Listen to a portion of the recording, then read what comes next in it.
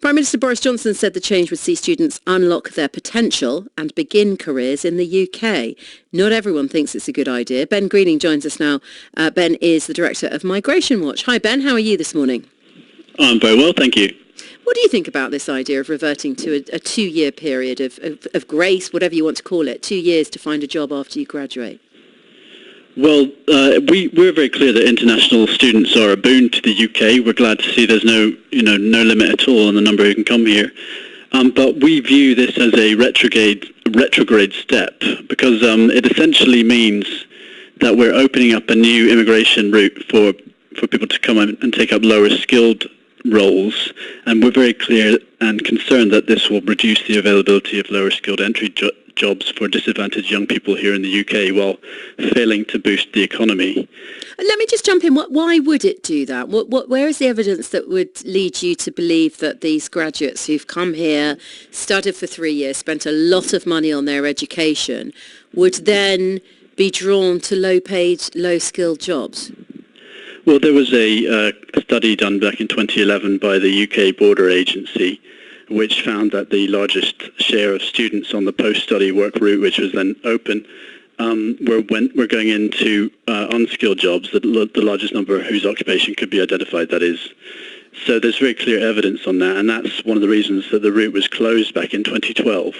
And then there's also the evidence given by the chairman of the Migration Advisory Committee last year to Parliament, in which he said that immigration into lower skilled work makes the UK a lower wage and lower productivity economy.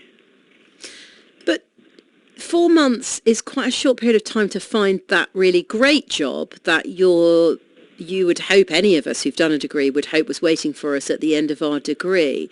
Is the evidence there that these young people were in a low-paid, low-skilled job whilst looking for something else and then went on to that, or that they stayed in those low-paid jobs? Is there any evidence about how long they were, I don't know, stacking shelves or whatever else they might have been doing? Well, the view we take is that the higher education sector should base the appeal of their courses for overseas students on the quality of their education. And it's interesting that the OECD reported today that the government should do far more to tackle poor quality degree courses and substandard universities that leave some graduates earning less than school leavers.